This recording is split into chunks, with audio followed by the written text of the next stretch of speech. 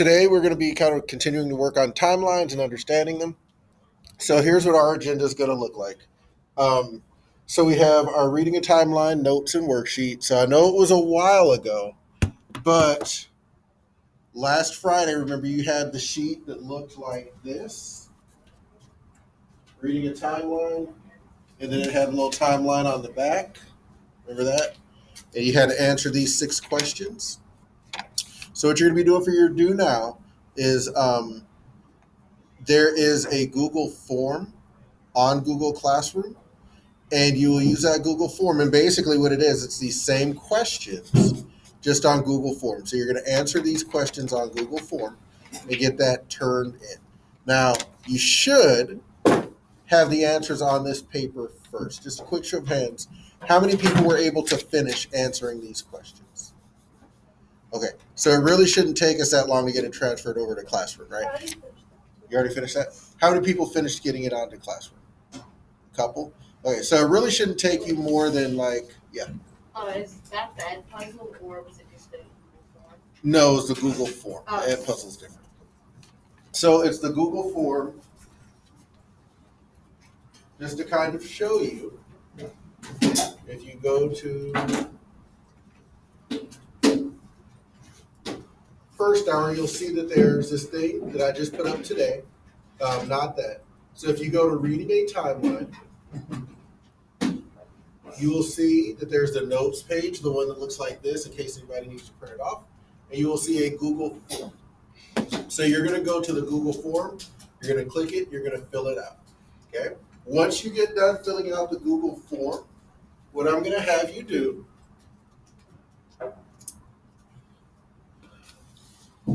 is you're going to take this paper here. This is a class set, so please do not write on it. Okay? But what you're going to do is you're going to take this paper, ignore this stuff over here. You're not writing anything at all on this. Do not write on this. Okay? But what you're going to do is you are going to copy the notes from this box and this box onto blank paper in your binder. Okay? And then remember, we have a section for handwritten notes. So once you get done copying this box and this box into the blank paper in your binder, you're going to put that paper in the part of your tab that says handwritten notes. Okay? When you finish both of these, we will probably, that'll be about enough time for us to get back together and go over the answers for the Google form, because I want to make sure that we understand why the answers were what they were on the Google form. Okay? So any questions on that first part of what we're doing today? Yes? You know the copy the timeline that was like first week? Yeah. Where do you put that again? You're going to copy this onto blank paper in your social studies binder. Okay? All right. So I will give us, because like I said, to put the stuff on Google Forms, since you already have the answers, it shouldn't take you more than like 5 minutes. Getting this copied down shouldn't take more than like 5 or 10 minutes. So what I'll do is I'll give us 10 minutes. In 10 minutes, we're going to get back together and go over the answers for the Google form. If you don't finish this, don't worry about it. You will have a little bit of time after we go over the answers on the Google form. Are there any questions what we're doing for the next part of class?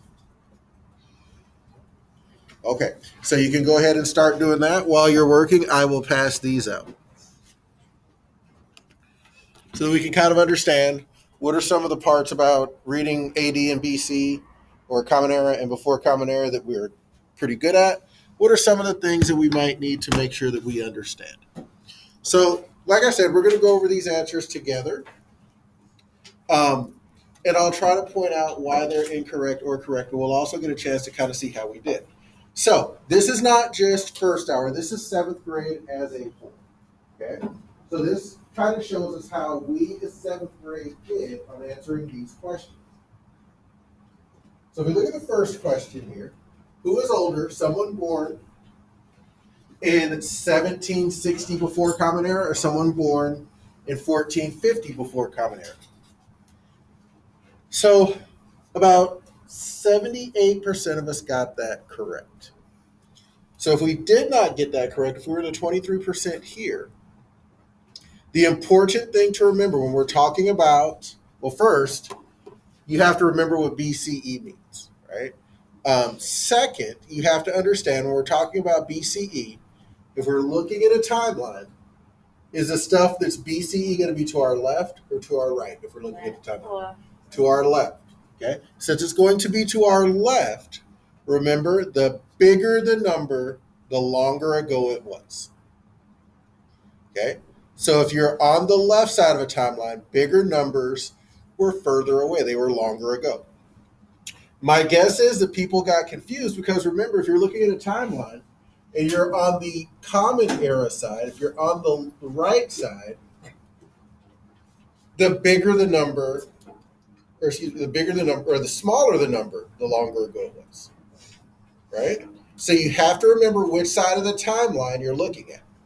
If it says BCE or if it says AD, they both start with B, before Common Era, before Christ. Right? So if you're looking at the BC or the BCE side, you have to remember the bigger the number, the longer ago it was. Right? And something that I think is kind of helpful is before Common Era starts with B, before Christ starts with B, bigger starts with B. So if the first letter is a B, the bigger number is longer ago. Okay. Does that make sense? Okay. Because that's a skill that you're going to have to understand. Okay. So truthfully, would like to see us do a little bit better. Like 78% is a seventh grade. That's like a C plus, right? In what century was Guru Nanak born? Okay. So remember when we talk about centuries, and this should be in our notes. Yes. It's about it's actually about what you're just about to say. Okay. Go ahead. Like so basically, like how you said like what century was he born in? Mhm. Like if you pretty sure like the said he was born like 14 like the 1400s, so if he's born in the 1400s, the hundreds is like maybe the 15th century. Yes. Thank you. Thank you. So remember, he was born in the 1400s. In order to get this one, you number one had to use a timeline on the back of your map to see what year he was born. When you see what year he was born, which I believe was 1469, you then have to say, okay, if it's the 1400s, remember we always have to add an extra 100 if it's asking for century, right? So the important word to know in this one was century, because it didn't ask what year he was born or what like decade. It said century. Okay.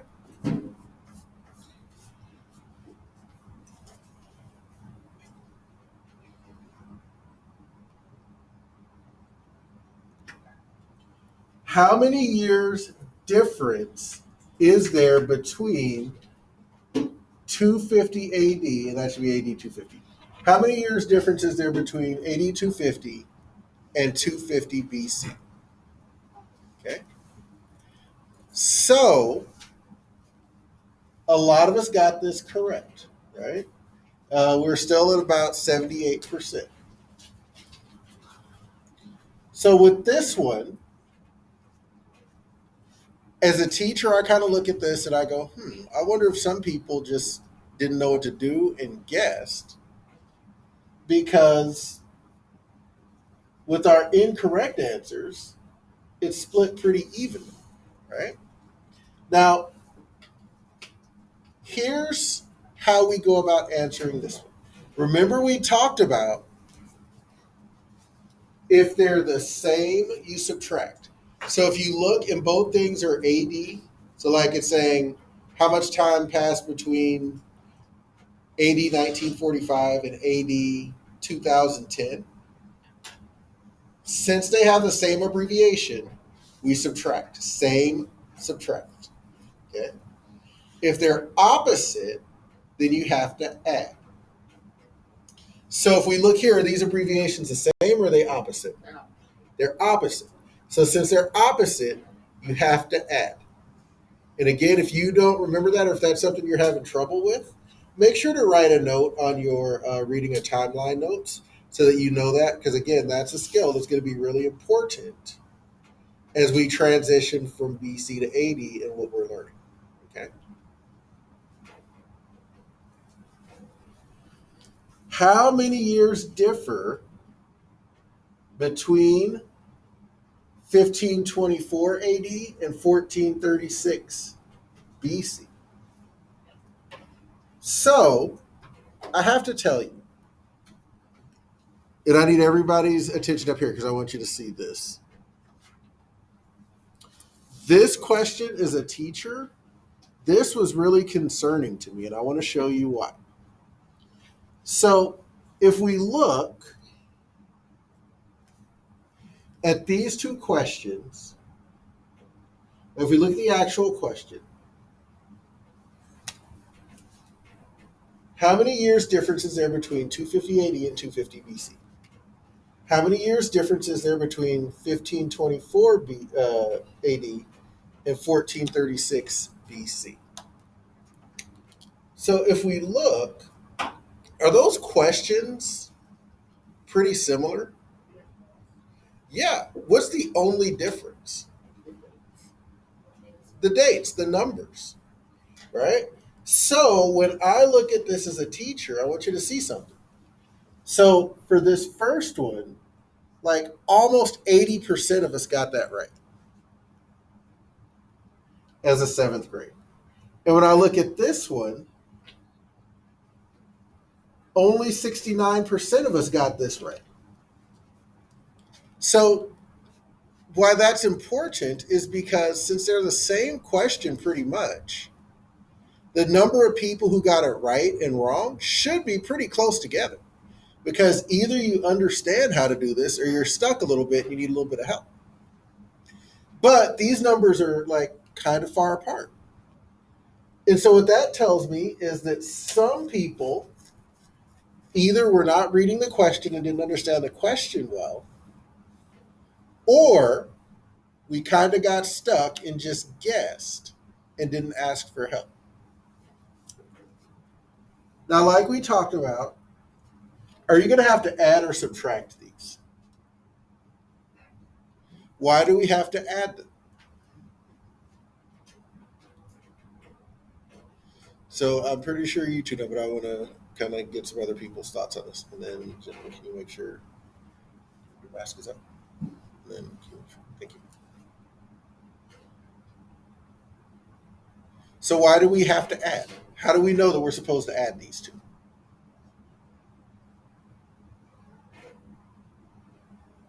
Yeah, they're opposite, right? The abbreviations are opposite. Whenever the abbreviations are opposite, we have to add. Okay?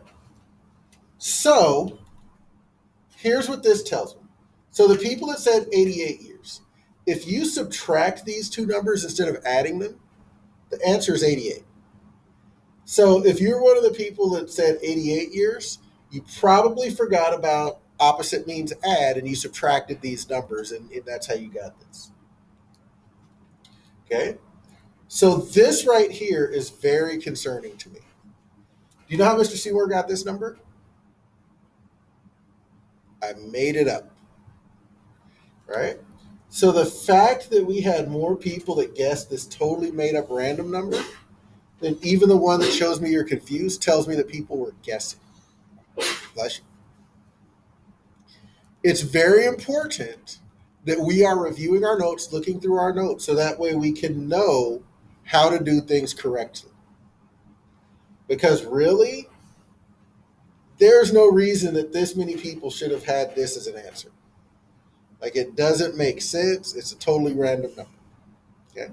So we got to make sure if you don't know something right away, that doesn't mean just guess and hope you get it right. We've got books, we've got notes, you've got classmates. Remember when we were working on this sheet, you were able to work, the lights were blue, you were able to work with classmates. So use your resources to give yourself the best chance to answer. Like I said, there's really no way that out of seventh grade, this many people should have guessed a totally random thing. Okay.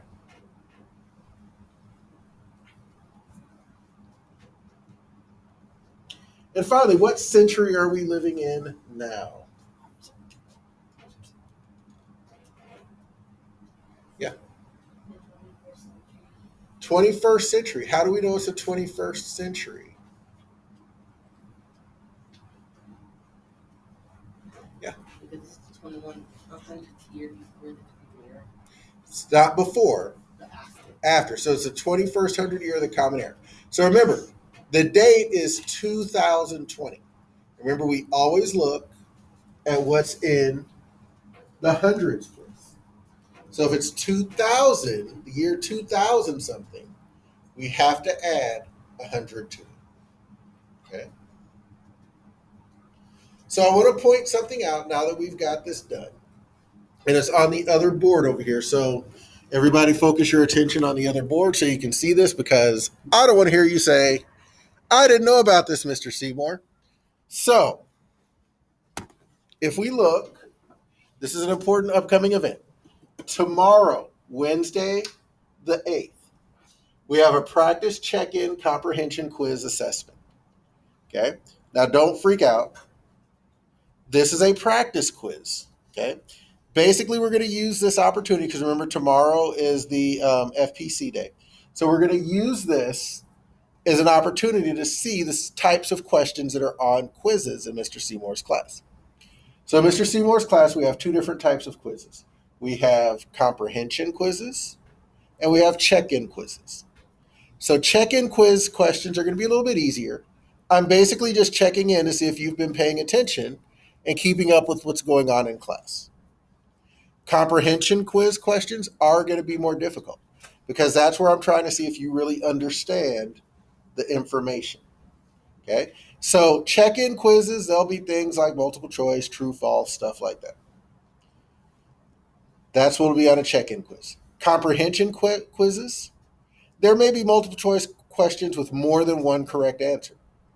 There may be questions where there's a picture you have to analyze. There may be questions where you have to do things. They're going to have written responses in them. So comprehension questions are going to be a little bit more difficult.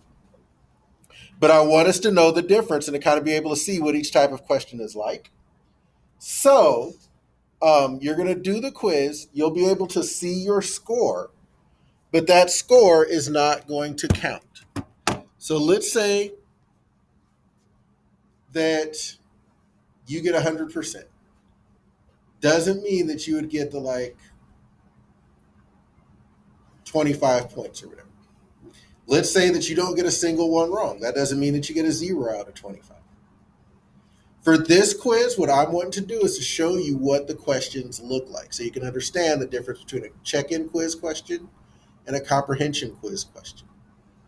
So you'll be able to see your score so you can know how you did, but your grade, your assessment grade, is going to be based off of you participating in doing the quiz and then doing test corrections on any question you get wrong. Okay. So again, when we're taking this quiz, I want you to do your best, but don't freak out if you don't do too well. Okay. And that's part of the reason why I know I'm just telling you about this the day before, because it's not an assessment. Like if you bomb it, it's not going to hurt your grade. Okay. Are there any questions about the check-in assessment that we're doing, or the assessment we're doing tomorrow? Are there any questions about the reading a timeline assignment? Okay. Show of hands, how many people still need to finish writing their timeline notes down? Okay. So we have just about 10 minutes left of class. Here are the two things that you need to work on. First, you need to make sure your classroom set notes are finished. So if you did not finish those, finish those. If you did finish them, I want you to bring the class sheet set up to me when I'm done talking. Okay. When you finish the class set notes on Google Classroom, you should see Edpuzzle, reading a timeline.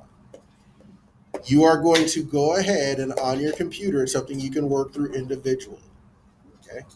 If you do not finish those Edpuzzle notes, finish them in FPC today. Okay. Are there any questions on what we're doing for the last little bit of class?